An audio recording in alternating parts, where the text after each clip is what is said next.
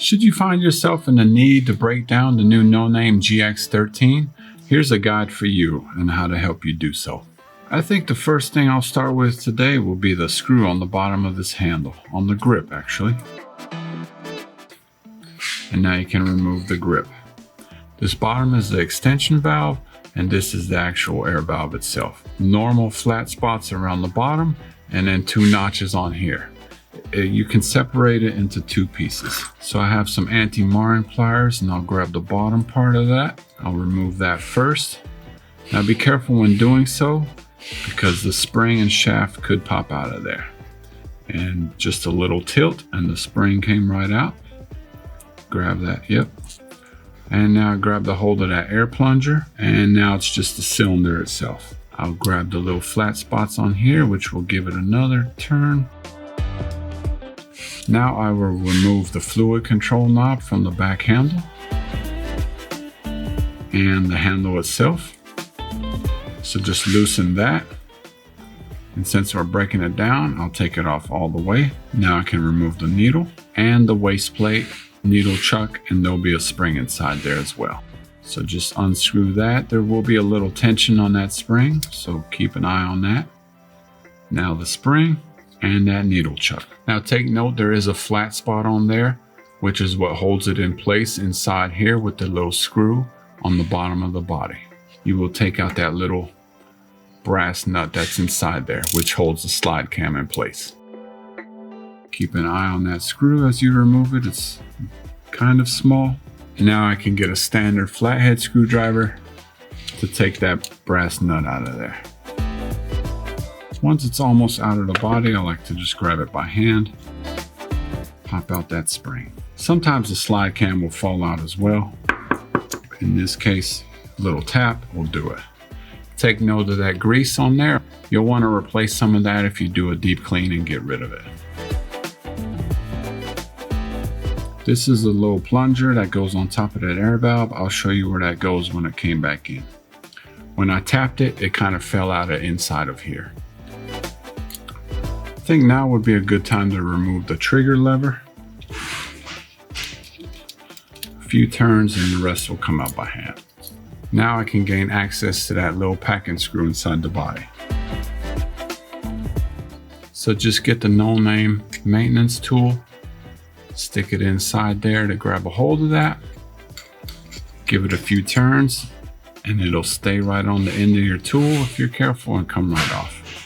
So there is a protective cover on that air cap. It just unscrews. Now I can take off the air cap.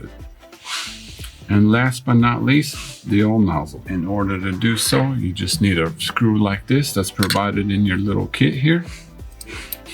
Just give it a little turn and it'll come right off. Do take note, the nozzle head on this particular model is a lot larger than normal, so it does allow you to not damage it so easy. And there's the breakdown of the GX13. It's just time to put it back together. So I'll start with that packing screw. Just reinsert that into the body counterclockwise till you feel it click, and then tighten it up. Not too much, not too loose. Kneel in and determine whether you need to go a little bit further or not. If you slide that in the body and it feels like there's a little bit of tension, that's usually enough. You could maybe tighten it a little bit more, but you don't want too much where it's too hard to push in and out. You want just enough where it will hold that needle if you do something like that in place. That looks about right. It was a little loose, so I'm gonna tighten it just a little bit more. It felt like there was too much slack. Yeah, that feels a little better. It's not so loose, but it still works. Okay, now we'll put the slide cam back in. Take note of that little indentation.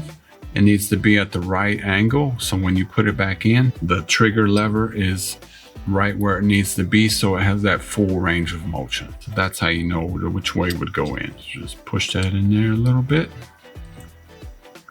Now you can put that cam spring back in and that brass screw. I just screw it down till it's about where I can't do it anymore, and then finish it off with my flathead. There is a little hole you have to line up with the body, so just keep an eye on the bottom of here. until it looks about right. Then you can put that little screw back on. Feel like that should do it. Let's give that a try. Grab your little screw to mount it with. I'll put my flathead back on. Well, I'll try and do this by hand. With the little bit, just tighten it up. It seems to be pretty flush with the body itself. Now I will put that handle back on. That little lever there. So just slide that back on into place. Grab that shaft screw of your screwdriver and lock it back down. Just hand tight is fine. You don't have to over torque it or anything. You'll see it come out the other end and it'll stop. Okay, looks like a good time to put the front end back together. So I've grabbed my nozzle, screw it back down onto the body, tighten that down. Just a little pressure is fine. Now I can put the air cap back on. Hand tight is good. And now the protective cover. Everything feels nice, so I'll move on to the needle chuck. Now, like I mentioned in the beginning, there's a little slot here, so it's only gonna go on one way. Once that's in place, I can put the needle spring back on and that waist plate. You will have to provide a little bit of tension to lock it down to the body. Now you grab your needle chuck screw, put it on the end, but not completely. This just gives me a good guide to put the needle in with less likely chance of damaging the front end of it. Press that down till you feel it stop. Don't over push it too far and lock it into place.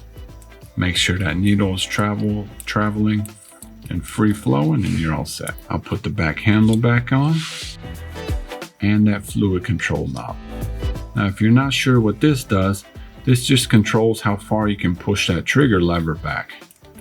The more you turn it in, the less and less you can pull that trigger. So now is a good time to put together this air valve again. Take this plunger, the short side faces upwards with that O-ring. Usually is always on top.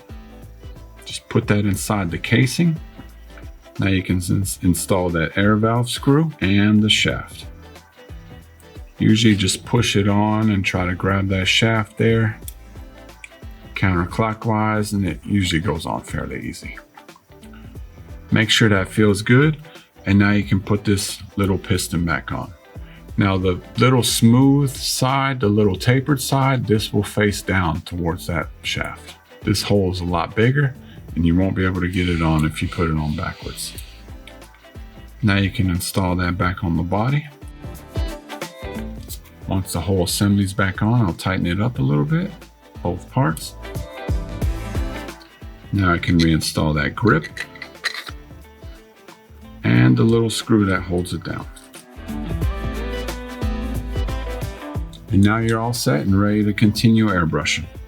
I hope that was helpful, and please give us your feedback, and I hope you enjoy your new no-name brush by Spray Gunner.